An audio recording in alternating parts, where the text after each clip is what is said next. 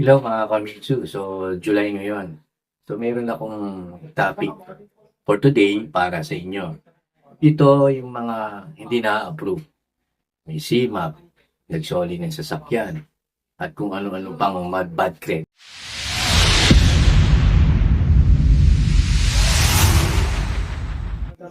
Kalimutan na natin ang zero down payment. Na hindi na yan ubra. Kasi, panay apply tayo. No? Kasi marami ako na-encounter na 2 beses, 3, 4 na nag-a-apply.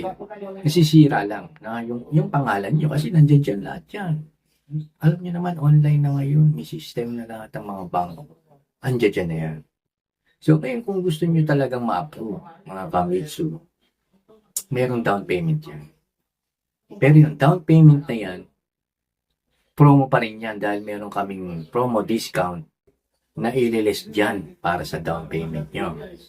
So ito, apaka-iksi lang to para at least malaman nyo na pwede kayo mag-apply sa akin about dito na 99% ang approval. Na hindi to 100%, wala namang ganun eh. Nagkakataon lang yung pag sinabi nilang 100% pero biglang na-approve, uy, 100% nga. Hindi ganun yun.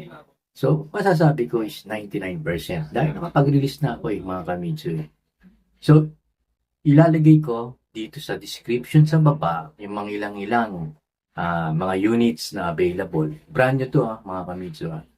Yung down payment nila at yung monthly. Na ilalagay ko yung sa description para puntahan nyo, basahin ninyo kung ano yung mga. Pero hindi lahat ata dyan may ilalagay ko kasi mahaba eh. So, hindi ko alam kung gaano pwede ilagay dyan sa description. Pero ilalagay ko po dyan yung Facebook Messenger ko. So, magtiwala kayo doon. Link yon, personal messenger ko po yon para doon tayo mag-usap. Ganun pa rin naman kung ano yung mga requirements, kung locally employed ka, to valid government ID, COE with compensation, 3 months space leave, proof of billing, kapag OFW ka, contract, passport, mag-assign ka ng principal na nandito sa Pilipinas, sila ang magiging principal, ikaw ang co-maker. So, to valid government ID, kung empleyado, katulad mo kanina, kung hindi, proof of remittance, na mas maganda kung sa bangko niya mismo nyo pinadala. Ngayon, kung gusto nyo mag-apply, nagkamali kayo ng pagpapadala, pinasok nyo sa mga Western Union, pwede naman. Medyo mabubusisiin lang kasi pagkagano. Siyempre maganda kasi pagka nasa bangko. Mas nakikita nila mas lalo na kung bangko nagpo-process ng application nyo is same ng bangko ninyo. So, mas maganda yun. Ngayon, kung yung may nangyaring ganito, walang bangko yung principal.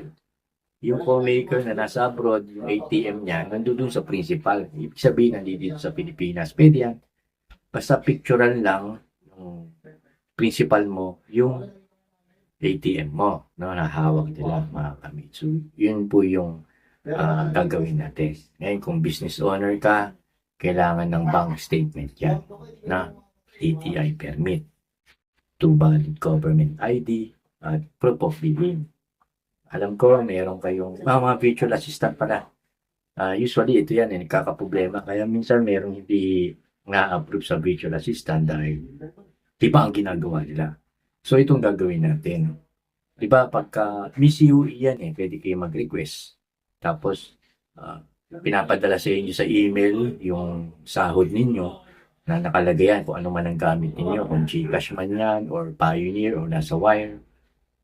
Huwag niyong galawin yun. Ipasok nyo sa personal savings account niyo sa bangko ninyo. Mas maganda yon. Huwag niyo munang gagasusin. Let's say 100,000 yung sahod mo. Dapat 100 din ilagay mo sa bangko mo. Saka mo gasusin. Hindi naman kailangan mag-ipon doon. Ang mahalaga, nakikita nila yung yung galaw ng transaction. So, ganoon na lang para sa inyo to, sa mga may problema, hindi ma-approve.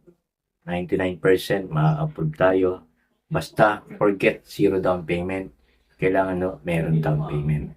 Na pa, nandiyan dyan sa messenger, nandiyan dyan sa description sa baba ang aking personal messenger, i-click nyo yun, madadirect na kayo sa aking Facebook Messenger. So, ganun na lang, i-share nyo to sa mga hindi ma-approve para sa kanila tong video na to. Kaya ginawa ko to. 99.9% ma-approve kayo dito.